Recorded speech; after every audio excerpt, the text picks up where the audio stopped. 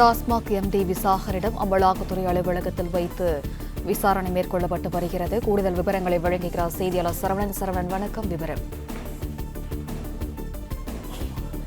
டாஸ்மாகினுடைய மேலாண் இயக்குனர் விசாகனிடம் இன்று காலை முதல் அவருடைய வீட்டில் வைத்து விசாரணை நடத்தப்பட்டது. அவருடைய வீட்டில் சோதனையையும் நடத்தினார்கள்.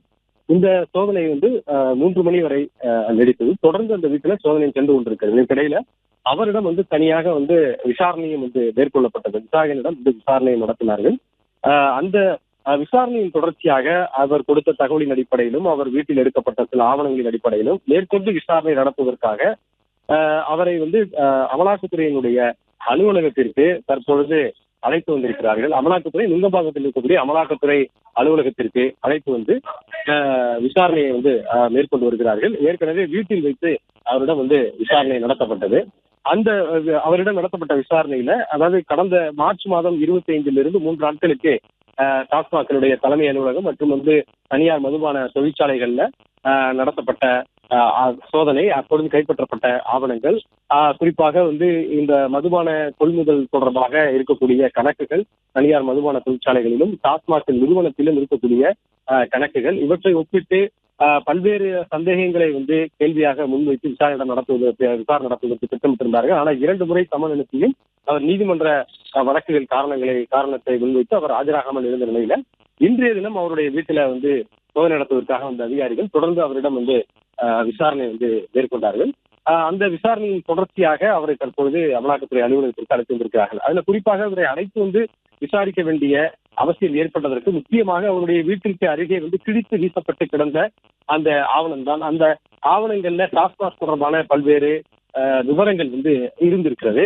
அந்த விவரங்கள்ல மதுபான கொள்முதல் தொடர்பாகவும், மதுபான பார்களை அதுக்கு டெண்டர் விடுவது தொடர்பாகவும், மதுபான வகைகளை புதிதாக டாஸ்மாக் கடைகள்ல சேர்ப்பது தொடர்பாகவும், வியாபாரத்திற்கு சேர்ப்பது தொடர்பாகவும் பல்வேறு ஆலோசனைகளும் பல்வேறு தகவல் பரிமாற்றங்களும் இருந்த அந்த வாட்ஸ்அப் உரையாடல்கள் கொண்ட அந்த ஸ்கிரீன்ஷாட் நகல்கள், அந்த நகல்கள் தான் கிழித்து வீசப்பட்டு கிடந்தது. ஏன் அந்த நகல்கள் எல்லாம் இங்கு வீசப்பட்டு கிடந்தது, அந்த உரையாடலை யாருக்கும் இடையில அந்த உரையாடல்கள் நடந்தது, தகவல் பரிமாற்றங்கள் நிகழ்ந்தது என்பது குறித்த சந்தேகம் அமலாக்கத்துறையினுடைய விசாரணையில ஏற்பட்டது. அதன் தொடர்ச்சியாகத்தான் இந்த தகவல் குறித்து விசாரணையிடம் விசாரணை நடத்தப்பட்டிருக்கிறது. மேலும் அதில் சில நபர்களுக்கு, அதாவது குறிப்பிட்ட சில நபர்களுக்கு அந்த விவரங்களை எல்லாம் அனுப்பி இருக்கிறார்கள். குறிப்பாக டாஸ்மாக் அல்லாத அரசு துறைகளை சாராத சில நபர்களுக்கு அந்த தகவல் பரிமாற்றங்கள் அனுப்பப்பட்டதாக கூறப்படுகிறது. ஏன் அவ்வாறான தகவல்கள் வெளியில் அனுப்பப்பட்டது? ஏற்கனவே டாஸ்மாக்ல ஒரு 1000 கோடி ரூபாய் ஊழல் என்ற ஒரு அறிக்கையை அமலாக்கத்துறை வெளியிட்டிருந்தது சோதனை நடத்திய பிறகு.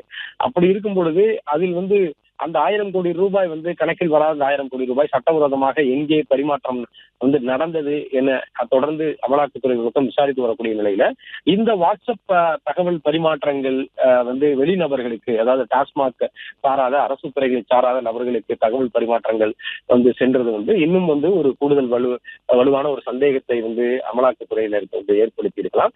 அதன் அடிப்படையில இன்றைய தினம் அவரை அழைத்து விசாரிக்கிறார்கள். ஒருவேளை இந்த 1000 கோடி ரூபாய் சட்டவிரோத பண பரிமாற்றத்திற்கு இதில் எதுவும் தொடர்பு இருக்குமா என்பது குறித்தும், இந்த சம்பந்தப்பட்ட நபர்களுக்கு தொடர்பு இருக்குமா என்பது குறித்து ஒரு சந்தேகம் இருந்ததுனால அது குறித்து விசாரிப்பதற்காக அமலாக்கத்துறை இன்று அவரை நேரடியாகவே அமலாக்கத்துறை அலுவலகத்திற்கு அழைத்து வந்திருக்கக்கூடும் என்று சந்தேகிக்கப்படுகிறது.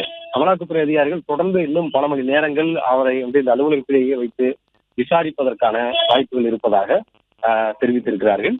இன்னும் அவருடைய மனைவியும் அழைத்து வந்தார்கள். ஆனால் அவர் மட்டும்தான் தற்பொழுது அலுவலகத்திற்கு உள்ளே அழைத்து சென்றிருக்கிறார்கள் விசாரணைக்காக. அவருடைய மனைவி தொடர்ந்து அந்த காரில் தான் இருக்கிறார். அமலாக்கத்துறையினர் அழைத்து வரப்பட்ட அந்த காரில் தான் அவர் இருக்கிறார். மற்றும் அவருடைய மகனும் வீட்டில் இருக்கிறார். அவருடைய மகனையும் வரவழைத்திருந்தார்கள். அவர் வீட்டில் தான் இருக்கிறார். அந்த வீட்டில் தொடர்ந்து மேலும் ஒரு 3 அமலாக்கத்துறை அதிகாரிகள் அந்த சோதனையை அவர்கள் தொடர்ந்து வருவதாக கூறப்படுகிறது. ஒரு பக்கம் இந்த சோதனை நடைபெற்றுக் கொண்டிருக்கக்கூடிய நிலையிலேயே டாஸ்மாக் தொடர்பாக முதற்கட்டமாக நடத்தப்பட்ட சோதனையில் கிடைக்கப்பட்ட ஆவணங்கள், அந்த ஆவணங்களை வைத்து விசாகனிடம் தொடர்ந்து விசாரணையும் நடத்தப்படுகிறது. கொள்முதல் தொடர்பாக எவ்வளவு நிறுவனங்களிடமிருந்து எவ்வளவு கொள்முதல் செய்யப்பட்டது, மதுபான கொள்முதல் தொடர்பாக உருவாக்கப்பட்ட மேற்கொள்ளப்பட்ட கொள்கைகள் என்ன, அது எப்பொழுதெல்லாம் அதில் அதெல்லாம் விதி மீறி நடந்து அதில் எதுவும் முறைகேடுகள் நடந்திருக்கிறதா, குறிப்பாக மதுபானங்களுக்கு அதிக விலை கொடுத்து மதுபானங்களை விற்பதும் அவற்றை கணக்கில் முறையாக காண்பிக்கவில்லை என்ற ஒரு அமலாக்கத்துறையினுடைய அந்த அறிக்கையில் இருக்கக்கூடிய குற்றச்சாட்டின்படி இந்த விசாரணையும் தொடர்ந்து நடத்தப்பட்டு வருகிறது. யாருக்கெல்லாம் இதில் இன்னும் இதில் தொடர்பு இருக்கிறது, வெளிநபர்களுக்கு யாருக்கெல்லாம் தொடர்பு இருக்கிறது, இந்த பணம் இதில் இது சொல்லப்பட்டிருக்கக்கூடிய ஊழல் நடந்ததாக சொல்லப்பட்டிருக்கக்கூடிய பணம் டாஸ்மாக் தவிர்த்து வெளிநபர்களுக்கு யாருக்கெல்லாம் சென்றிருக்கிறது, அதில் இவருடைய வங்கி கணக்குகள்ல எதுவும் பண பரிவர்த்தனைகள் நடந்திருக்கிறதா, இந்த குற்றம் சாட்டப்படக்கூடிய அந்த காலகட்டத்தில் இவர் டாஸ்மாக் பொறுப்புக்கு வந்ததற்கு பிறகு இந்த பணப்பரிமாற்றங்கள் நடந்தது என்ன, இவருடைய வங்கி கணக்கு, இவருடைய குடும்பத்தினருடைய வங்கி கணக்கு, புதிதாக அசையா சொத்துக்கள் வாங்கி இருக்கிறாரா என பல கோணங்கள்ல இந்த விசாரணையை அமலாக்கத்துறை தொடங்கி இருக்கிறார்கள்.